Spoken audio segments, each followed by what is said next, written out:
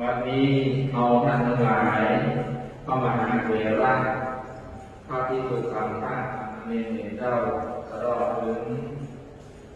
พี่น้องศรัทธาทั้งหลายจะได้กล่าวคำสัจจะถวายพระโพธิธรรมกู้บารมีพระธาตุหลวงและพระสิงห์หลวงเมืองเชียงใหม่เพื่อเป็นสมบัติอันล้ำค่าของประเทศไทยเพื่อเป็นสมบัติอันล้ำค่าของพระบรมธาตุเจ้าพระสิงห์หลวงเมืองเชียงใหม่แห่งชิ้นหนึ่งผู้บ้านผู้เมืองสืบอายุของศาสนาสืบต่อไปภายหน้าต่อจากนั้นเราจะได้กล่าวคำถวายท่านพระเจ้าอยู่หัวตลอดถึงจะได้ถวายยังรังดีของคำอีกคำนี้เพื่อเป็นพุทธบูชาธรรมบูชาสังฆบูชาต่อไปขอท่านทั้งหลายตั้งใจนะโมว่าพร้อมกันจากตะลุยผ่านโลกนะโมตัสสะภะคะวะโตอะระหะโตสัมมาสัมพุทธัสสะนะโมตัสสะภะคะวะโตอะระหะโตสัมมาสัมพุทธัสสะนะโมตัสสะภะคะวะโตอะระหะโตสัมมาสัมพุทธัสสะอิมานิมยังพันเตสุวรรณโกโตปัจจยนาทานิสัพพะริวารานิภิกขุสังฆัสสะโอโนชยามะสาธุโนพันเตภิกขุสังโฆอิมานิสุวรรณโกโตปัจจยทานานิสัพพะริวารานิปาติปันหาโตอัมหากังทีฆะตังนิทายะสุขายะข้าแต่พระสงฆ์ผู้เจริญข้าพระเจ้าทั้งหลายขอน้อมถวายโกนโกทองคำ 96.5% ให้เป็นสมบัติสูงค่าผู้บารมีพระบรมธาตุเจดีย์พระสิงห์หลวงประจำปีมะโรงและถวายผู้บารมีพระพุทธสิหิงค์พระสิงห์หลวงเมืองเชียงใหม่เพื่อใส่น้ำที่สูงค่าส่งน้ำในพิธีส่งน้ำพระธาตุหลวงพระสิงห์ทุกวันที่1 มกราคมของทุกปีและเพื่อส่งน้ำในพิธีส่งน้ำพระพุทธสิหิงค์ส่งน้ำพระสิงห์หลวงเมืองเชียงใหม่ในวันที่13 เมษายนของทุกปีสืบไปภายหน้าข้าพเจ้า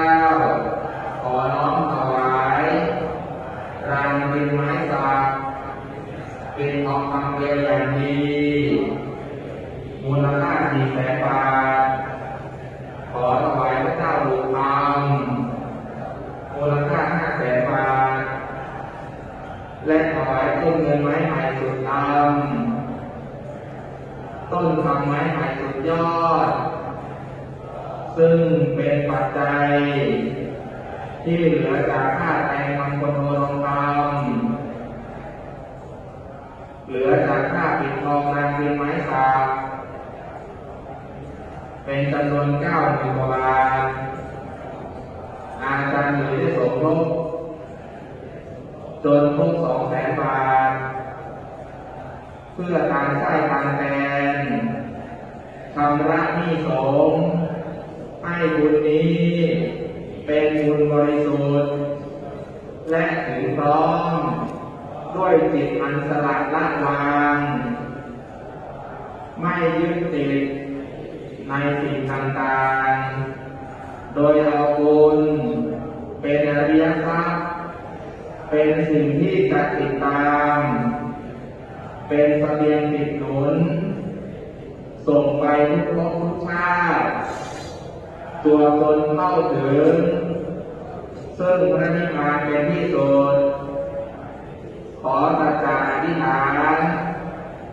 และความตั้งใจอันบริสุทธิ์ของข้าพเจ้าทั้งหลายที่ได้กล่าวท่ามกลางคณะสงฆ์ท่ามกลางเหล่าเทพเทวาฟ้าดินขอจงเป็นประโยชน์ยืนยาวเป็นที่กราบไหว้บูชาของมนุษย์และเทวดาทั้งหลายสืบอายุประวัติพระพุทธศาสนาตราบ5,000 ปีพระวสาบัดนี้ขอพระสงฆ์โปรดรับคนโพทองคำผู้บารมีพระบรมธาตุเจดีย์พระสิงห์หลวงผู้บารมีพระพุทธสิหิงค์พระสิงห์หลวงเมืองเชียงใหม่และโปรดรับของบริวารทั้งหลายเหล่านี้เพื่อประโยชน์และความสุขของข้าพเจ้าทั้งหลายสิ้นกาลละนานเถิด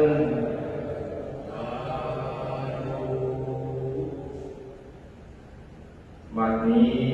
อาจารย์อุ๋ยจะได้อัญเชิญคนโททองคำจากแท่นประดิษฐานคนโททองคำถวายท่านเจ้าคุณทั้ง4 รูปและก็5 ท่านก็คือพระมหาเถระ4 รูปและอาจารย์อุ๋ย1 คนจะได้ทำการเข้าประเคนโดยถวายแด่พระพุทธเจ้าในอาวาสนี้หรือพระพุทธเจ้าเป็นองค์ตัวแทนของพระพุทธเจ้าทุกพระองค์ในโลกใบนี้อันดับต่อไปข้าพเจ้าขอกราบพระราชนานิมนต์พระมหาเถระมีหลวงพ่อแม่ครูบาอาจารย์ท่านหลวงพ่อพระเทพปริยัติหลวงพ่อพระเทพรัตนนายกหลวงพ่อพระเทพสิงหปราจารย์หลวงพ่อพระ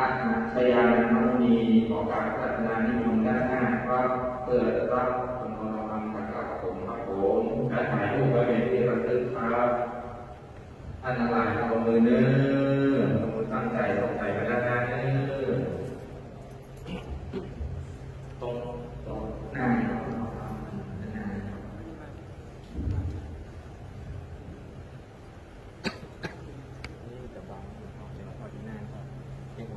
เกณฑ์หลวงพ่อทั้ง4แล้วเดี๋ยวผมจะกลับหลวงพ่อจะไปเกณฑ์หลวงพ่อทั้ง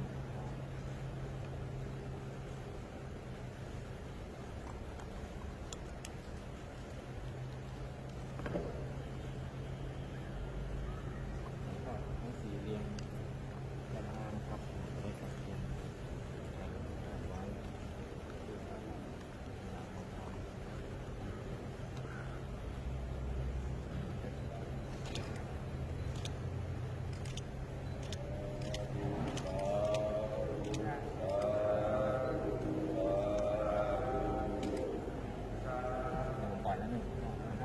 จำไว้นะครับแล้วเดี๋ยวเราจะไปประชุมวันนี้ก็ผมขอพระสงฆ์ให้ดีจะเดินพระพุทธมนต์ให้ยังโตสามโลภะและนามธรรมแจ้งเรื่อ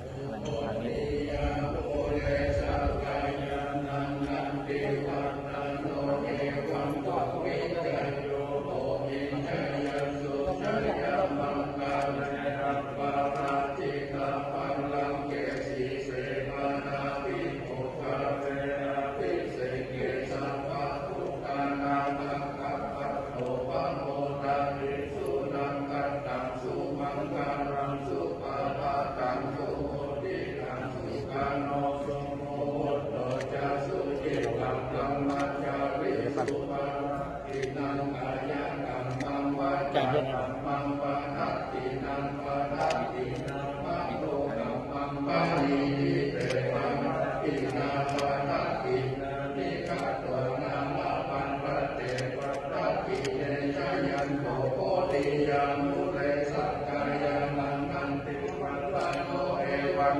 วิกายโย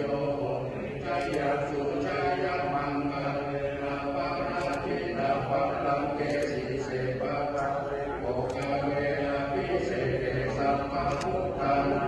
ตัมปัตโตอะโมกะติสุนัตตังสุมังคานังสุปาปะตังสุโมตินังสุขาโลสุโมโตจะสุขิตังธรรมะจาวิสุปะทินังขยัมมังวะจามังปะทะทินังปะทะทินังปะโลกัมมังปะนิทิเตปะทะทินังปะทะทินังนิปะโตนะระปัตตะเตปะทะทิเตชะยันโตโภติยานุเรจักรายานันนันติวัตโนเรวังกัมวิจโยวิจยะสุจยะมันจเวนะปะทะทินังปะทะทินังปะทะทิโกกาเลนะพิเศษเวสัพพะโพธานาวัตถะโสอะโสกติสุนัตตังสุมังคารังสุปะปะตังสุโมติตังสุปะโนสุโมโตจะสุเอกังธรรมะจาริสุปะทัพพินัง